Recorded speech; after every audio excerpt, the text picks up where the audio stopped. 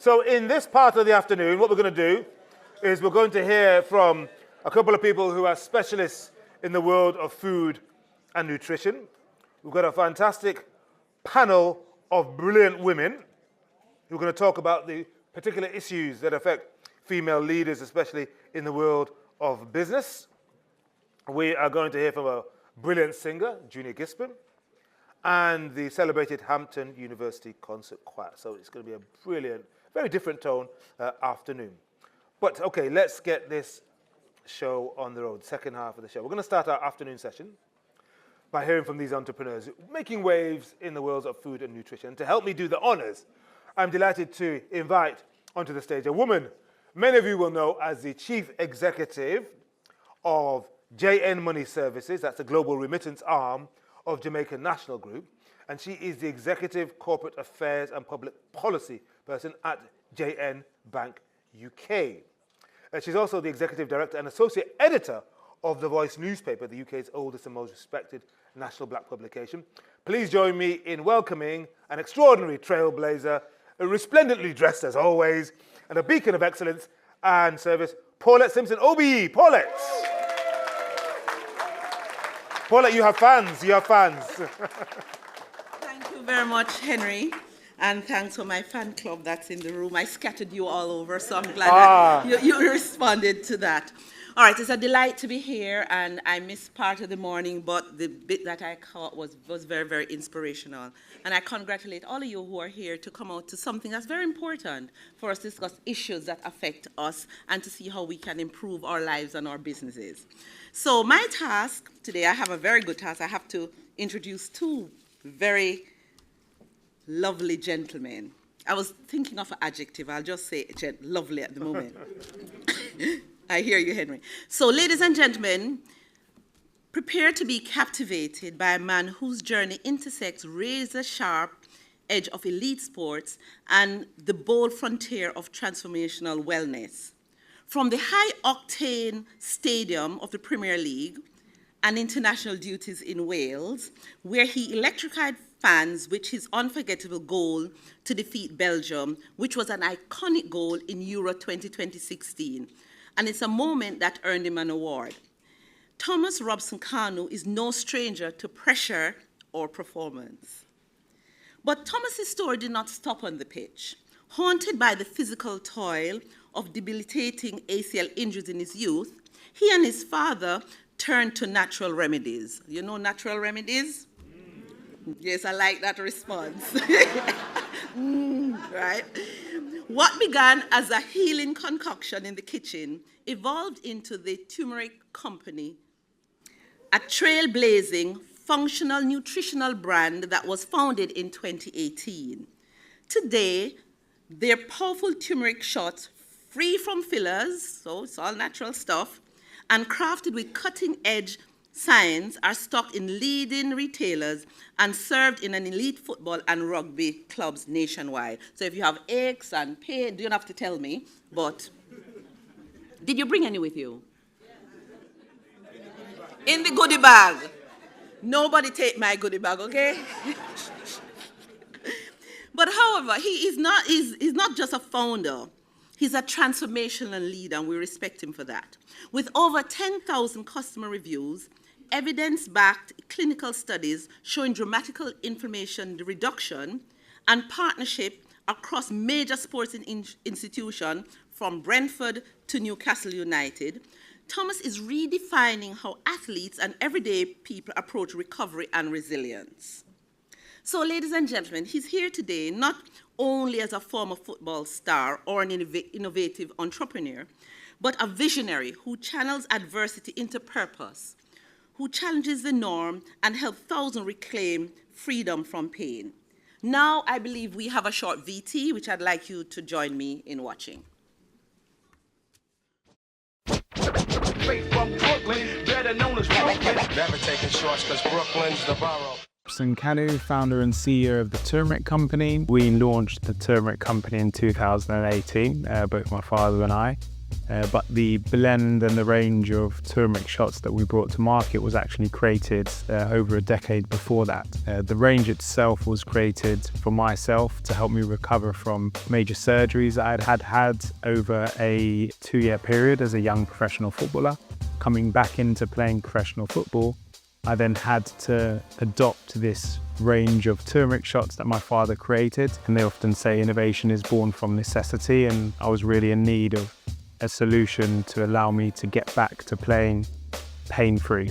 My father eventually developed this range through various different extraction processes in the kitchen, created a blend which I used over a 6-week period. And after that period, I was completely pain-free.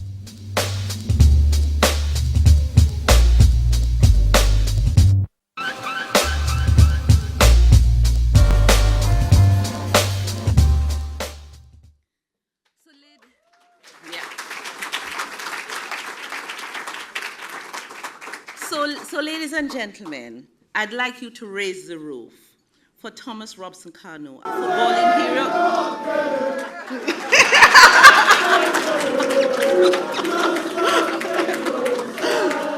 Right. All right.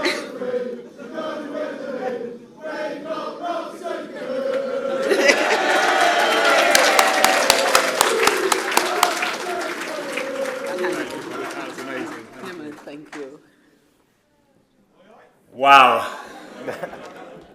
Paulette, I think you're our new marketing director, so thank you for the best introduction I think I've ever had in my life. But no, thank you so much to everyone for having me here. Can everyone hear me okay on the mic? Yes. Amazing, yeah. So today is an opportunity, firstly, obviously, to share my personal journey. You know, sort of everyone sees what we're doing on the front face of whether it's our marketing and our brand channels, but we've got a real deeper mission, which ultimately stems from my personal journey.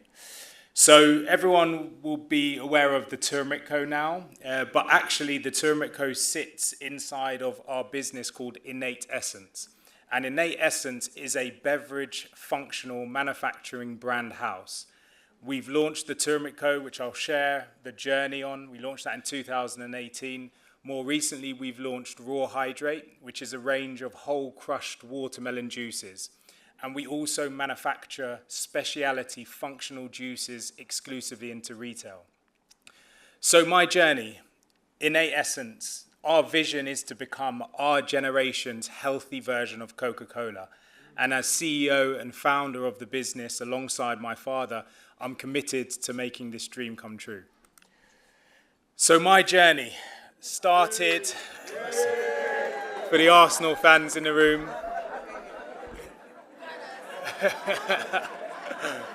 all right, no rivalry here, no rivalry here.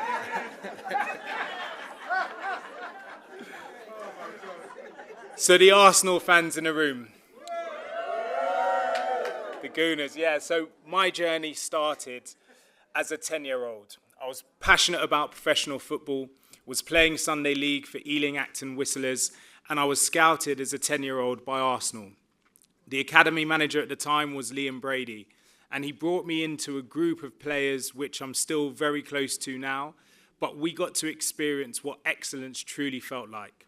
It was during the age of the Invincibles, under the guidance of Arsene Wenger, and we obviously had exposure to what elite professional football looks like, but also what elite application looks like too. And so I'm forever indebted for my own personal experience at Arsenal, and it gave me the grounding and the foundation of how I apply myself to anything that I'm passionate about. I was at Arsenal's academy from 10 to 15 years of age. At 15, I was relatively small, definitely a late developer.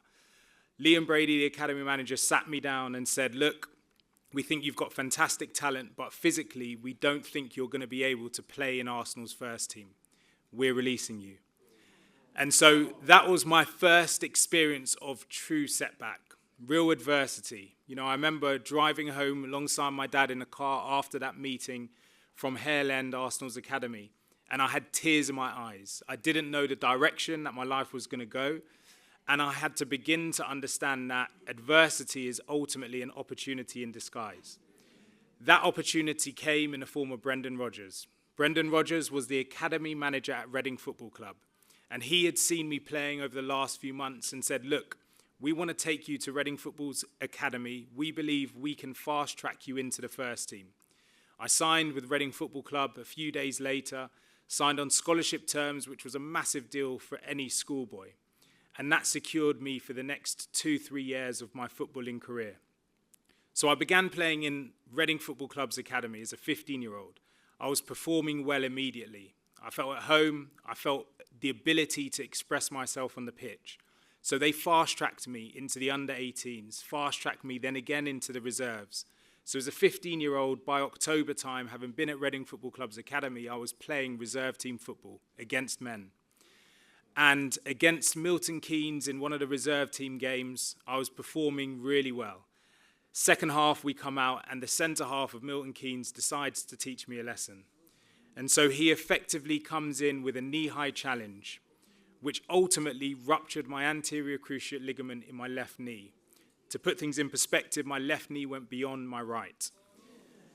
So again, I had faced real adversity in being released by Arsenal, moved to Reading as a massive opportunity, and within a few months, I was whisked off to hospital to see a surgeon and a specialist. And this specialist said, look, you've ruptured your anterior cruciate ligament. The recovery time on this is 12 months minimum, and it's likely that you will never, ever play without pain or restriction again. So I went through the surgery. I was determined to have a career. My dream was always to play in the Premier League. So going through the surgery, 12 months of rehabilitation, began to try and play and train again. Was nowhere near at the level that I was previously, but I eventually managed to get match fit. And in my first game back, within 5 minutes, the same injury happened again. Wild times in my life. And yeah, like for me, this experience, when I look back, it ultimately really formed me. And Arsene Wenger, he said a quote a couple of years ago around, he was applying it to football, but ultimately it's applicable to any business and any industry. And it's the most successful people aren't the most talented, aren't the ones with the most ability, but they are always the ones who are willing to continue to persevere. It's your ability to persevere relentlessly through challenge after challenge which ultimately dictates your future. And so, second knee injury, re-ruptured, went back to the same surgeon, back to the same hospital. And as I went into the surgeon's room, I could see the look on his face. And he basically said to me, look, do you want to go ahead with this surgery? Because there is no way that you are going to play at the level that you were playing at previously. And you are going to always live with pain, inflammation, and swelling in your life. As I said, I was determined. So I went through the surgery, went through another 12 months of rehabilitation.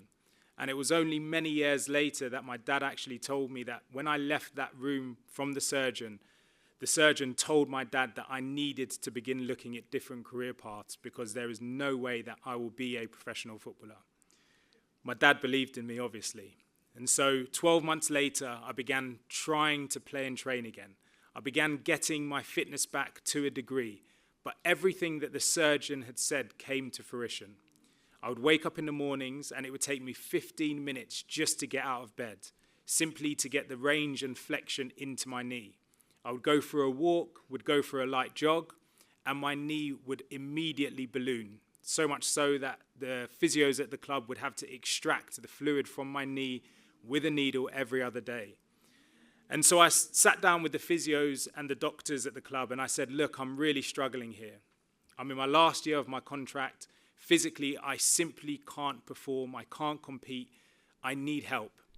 And they said, look, the surgeon kind of told you this was going to be the case, so you're going to have to get on with it.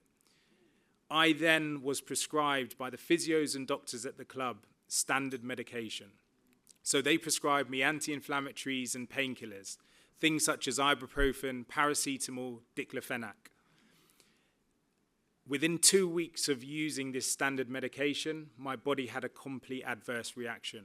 I began passing blood in my urine, severe nausea, couldn't sleep. So I had to stop taking this medication, but I was still determined to persevere and have a career in professional football. So I managed to get to a level of semi-fitness, managed to get selected for a reserve team game, was brought on as a substitute, and within 5 minutes, I was brought off because I physically couldn't get around the pitch. Heading back from the reserve team game, my dad would drive me absolutely everywhere. I got back home, went to walk up the stairs, and I broke down on the second step because I physically couldn't get up them. And so it was at that moment in time that my father and I began asking the question, there must be another way to recover through natural means from pain, inflammation, and swelling. And so we began researching. We began looking at various cultures, various practices around the world, and we began to identify relatively readily available ingredients, but ingredients that simply weren't in a convenient format, which anecdotally reduced pain, inflammation, and swelling. And these ingredients were things such as whole watermelons, the flesh, the rind, and the skin, things like pomegranates, pineapples, raw ginger roots, and subsequently raw turmeric root. And everything that we saw was around having it in its raw, natural form, not in a capsule, not in a powder, in a tablet, in its rawest state, and also in a bioavailable format. So combining it with a black pepper extract, combining it with a fat soluble. It was only many years later that my father told me that his dad was a herbalist in Nigeria. And he has memories of his father going into the forest, coming back to their home, and people coming to their house, him treating them with various herbs, plants, and curing severe ailments. Unfortunately, my grandfather passed away in the Biafran War when my dad was 10. So my dad went to live with his uncle and subsequently was brought to the UK to study law. So that side was wiped clear from his memory, but it began to come back, and this was the birth of it. And so what my dad began doing, he began sourcing all of these raw, natural ingredients and turning them into what initially was a paste, eventually turned it into this golden elixir. I was a fussy teenager. All I ever ate was baked beans, plain white pasta, and plain chicken. But yeah, tell me about it. So, particularly after seeing that lunch today, exactly. So for me, I forced my father to make these raw natural ingredients taste half decent, palatable. And so he eventually created this golden elixir. And I remember the first time I took it, really potent, but palatable. And within 24 hours, I was so aware of my body and how I felt having gone through 2.5 years of chronic pain, I immediately noticed an energy boost. So that gave me the confidence to stick with it. So I would pester my father every 3 or 4 days, ask him to make a batch. He'd make the batch, leave them in my fridge, and I was taking this blend religiously. A few weeks passed, nothing major happened. I noticed a little bit less of the pain off the edge of what I was experiencing. But it was 6 weeks after religiously taking this blend every single day. My usual routine is wake up, roll out of bed, head into the bathroom and into the shower. And I realized at that moment in time that was the first time in over 2.5 years I had woken up without any pain or restriction in my knee.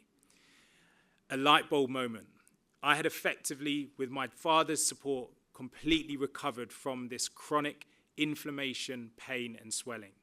And so from that moment on, I was able to begin to play again, able to begin to train again.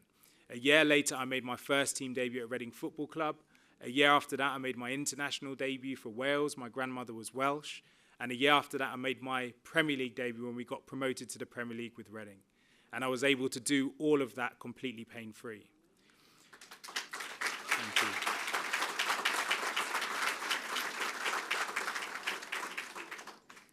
And so I used this blend as my secret weapon throughout my career, religiously. I didn't go longer than a few days without taking it. And I began to realize that there were other benefits that I was experiencing from consuming this blend consistently. So for example, during pre-season, all of my teammates would experience DOMS, delayed onset muscle soreness, because of the heightened load and activity. My teammates would be in muscle soreness for 3 or 4 days. I would be pain-free within 1 or 2. Into the winter season, flu's rife in the changing room, everyone's getting sick. I was impervious to the cold. I never got sick, and I still don't to this day. So we then began prescribing it to friends and family. So my auntie, chronic arthritis in her hands, always struggled to hold a pencil. She began using the blend for 6 weeks, could write again. My uncle, severe chronic back pain, really immobile, struggled getting in and out of cars, used the blend for 8 weeks and was mobile again. So we began realizing that it wasn't just elite athletes that this natural, raw, functional blend benefited. So fast forward a decade, and again, post all of those, incredible moments for me in my professional football career, able to do so and able to have that level of fitness because of the blend that my father had created. But a decade had passed, and I was in a food hall in London, was walking through it and saw the beverage section, walked up to it, and I saw a turmeric shot on shelf.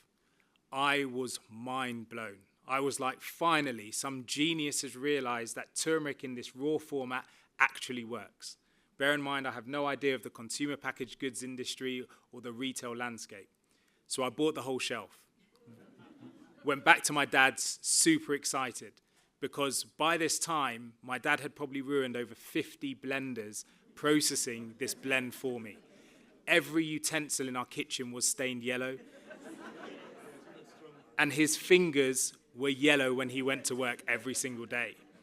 So the convenience of seeing it in this format was life-changing. So super excited, my father and I went to drink this little shot bottle of turmeric together. As soon as it touched our lips, we literally spat it out. We couldn't believe how inferior it was to what we were creating as a homemade blend.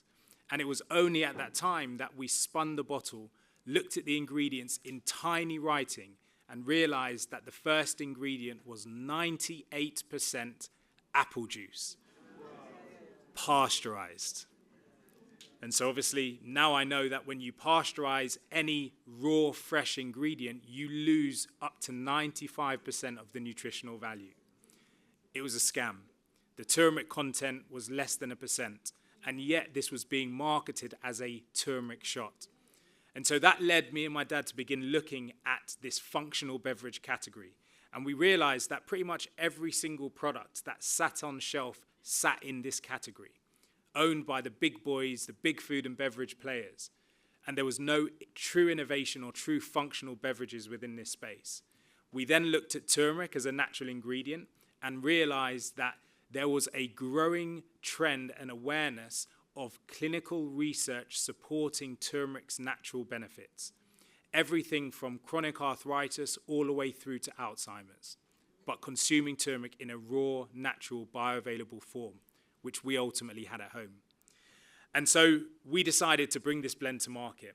We immediately reached out to some of the leading manufacturers of beverage in the UK and Europe.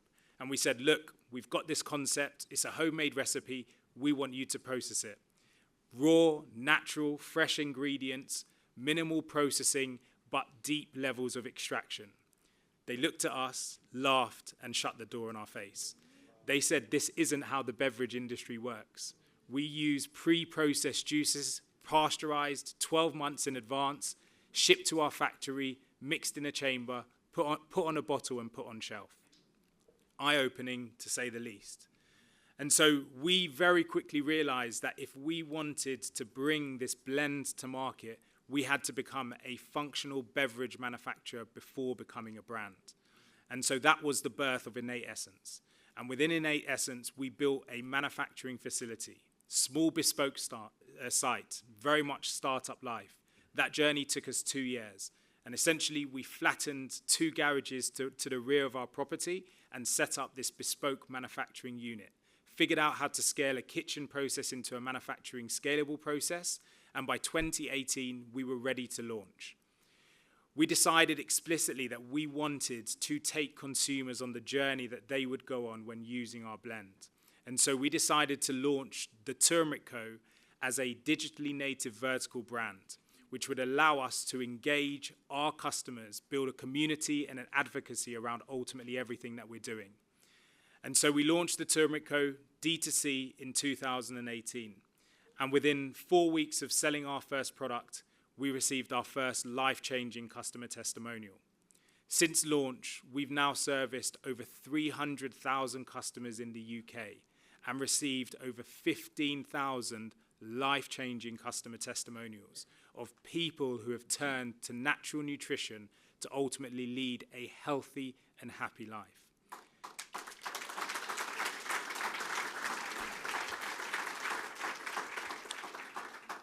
And so, yeah, it's been quite the journey. And that journey from launch, 2018, we went from producing 0 shots a week to producing 15,000 shots a week. But we hit capacity at our bespoke manufacturing site. We couldn't produce anymore. And it was 2020. And we needed to make a decision of the step change that we needed to make in order to ultimately service more customers with the ranges that we delivered. And so we decided, rather than going from producing 15,000 shots a week to 25 or 50 or even 100,000 shots a week, we decided to make a step change and investment into a new manufacturing plant, which we commissioned in Cambridgeshire in 2023.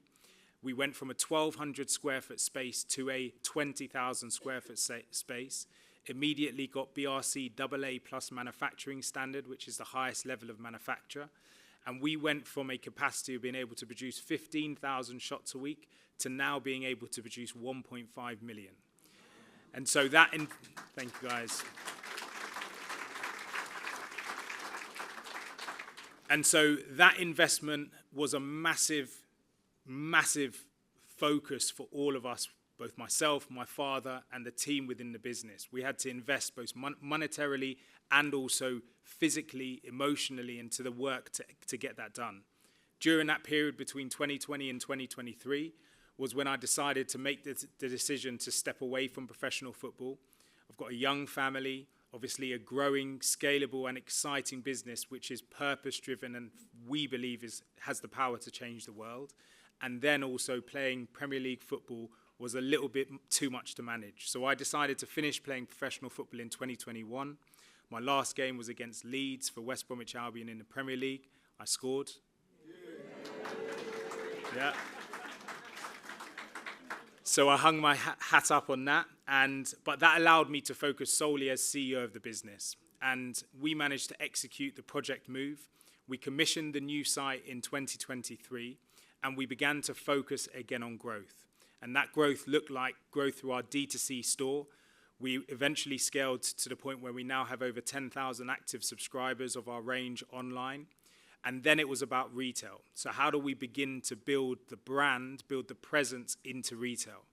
And that has been some journey, because prior to launching into Sainsbury's in the back end of 2023, we realized very quickly that it was owned by a monopoly, and that monopoly is big food.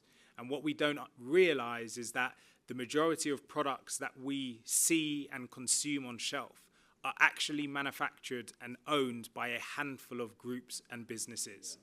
And so our model off the back of that was we need to drive growth and distribution through the products that we deliver to market. We know the Tumeric Co is a massive proposition, but the Tumeric Co is fighting for shelf space against the likes of Coca-Cola, PepsiCo, Unilever, all of the big players in the space. And so every time that we're winning shelf space, we're winning it off them. So we're in a war, and that war is a war which we believe we will win. And a big focus for us with this is how can we continue to drive innovation and drive growth through everything that we're doing. And owning that manufacturing site, which was a massive investment into the business, allowed us to drive innovation internally. And off the back of that, we are now delivering a range called Raw Hydrate. It's a raw, whole crushed watermelon juice range, which has the same amount of electrolytes as the standard isotonic, Pro Sports and Lucozade drinks on the market, but with 0 added sugar from raw natural ingredients.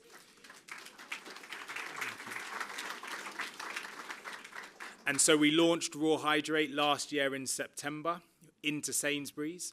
And off the back of being in retail now for only 18 months, we've gone from having 1,500 branded stocking points to now having just under 10,000 in under 18 months. And for us, the growth now will ultimately come through distribution, increases in awareness, and also the ability for me to be able to share the story and the experience of ultimately what we've gone through and what we're going to achieve. So thank you so much for giving me the time to share my journey. We are now manufacturing just over 200,000 units every single week. Our aim is to ultimately turn this business and organization into our generation's healthy version of Coca-Cola. And yeah, the support and the community of everything we're doing is phenomenal, so thank you. Got another 3 or 4 minutes. I'm going to have a very quick question, quick answer from you, and then perhaps we might be able to take one question. Okay. You've obviously derived great satisfaction from your Premier League playing days, but how would you compare the satisfaction, the elixir, the joy of scoring in the Euros or in the Premier League with the satisfaction and joy you get from being a successful businessman with your father now? It's a really good question. I would say for every kid, and whether it's a boy or girl now, like, being a professional footballer is one of the best jobs in the world. Yeah. Like, you're doing what you've done as a kid, but you're getting paid for it. You're playing in massive stages, in massive stadia. And the experience of that is one that personally I am obviously so grateful for. I should never have been able to have achieved what I achieved in the game. But what I would say is that I gave a talk at a conference last week, and it was in front of 200 people. And at that conference, it was held at a hotel. And after the conference, finished up and was heading to leave. But one of the hotel staff approached me and said, really sorry to disturb you, but I just wanted to let you know that 12 months ago, I had to have a major surgery on my pelvis. After that surgery, I couldn't get back to any form of mobility. So I was prescribed anti-inflammatories. Within 3 months of using these anti-inflammatories, every joint in my body locked up. Yeah. I couldn't walk. And I came across your products and I began using them. And within 3 months, I was able to be mobile again, active again, and was able to get back to work. And he just said, thank you for everything that you're doing. Yeah. So my point is all of the goals and, being a professional footballer, like, amazing. But actually what we're doing now, for me, means so much more. So is that even more satisfying than when I told you on the 14th floor of News UK, where sometimes you appear on Talk Sport and I do Times Radio. And I told you that before taking the turmeric shots, I couldn't really kind of get down and bend my knees, but now I can do pure goblet squats. Yeah. It's true. No, it's true. Oh, yeah. Honestly, I couldn't do it. So without even knowing him, I was investing in him and his father's business, which is fantastic. Let's have one question, quick question, very relevant question too. Who do we have? Lady over there, yes.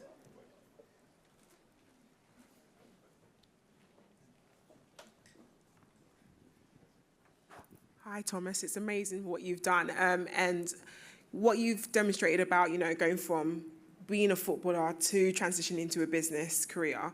What is it that we can teach the younger generation, so the boys who want to do that, how they can utilize their skills from even in a sports kind of arena or any other place and utilize it in corporate world or even becoming an entrepreneur? What is the skills that you think they can, or what can they use to identify those drivers to help them, if it's not football, but get into other areas and kind of, succeed? Yeah, no, thank you. Really good question. I think, as a professional footballer, I mentioned it's one of the most competitive industries in the world, but it is also very ruthless. But why I was able to persevere so much through that adversity was because I was so passionate around doing it. Like, I genuinely wanted to do it. So I would say the first bit of advice is find what you're passionate about. Like, people get pushed into various different routes very early on, but they're not passionate. And when they face that adversity and those challenges, they're not willing to go through that pain. And so, yeah, the first one definitely is find what you're passionate and focus in on it. Like, be obsessive around it. And again, like, a lot of entrepreneurs, a lot of business leaders, like, they're genuinely passionate about what they're doing. Whether it's moving product around the world, whether it's, improving supply chain, making ease of access to various services. Like, the leading entrepreneurs, the leading business leaders are truly passionate. And then the second one is just be willing to persevere. And that first one ultimately helps that because it allows you to, to dig deep and continue to drive forward when everything looks like it's against you. Thank you very much for the question. Thank you, Thomas Robson Kanu. Top man. Fantastic stuff, yeah. Oh, very quick thing. Your father, what does he say? How proud is he? Yeah, no, he's amazing. He's actually at Sainsbury's today delivering a new range of innovation to them. So he's non-stop. Yeah. Thank you very much. Give him our best, okay? Thank you. That was great. And now we've got another entrepreneur, another person, this one working in the food business. And here to introduce him, let's welcome back Paulette Simpson.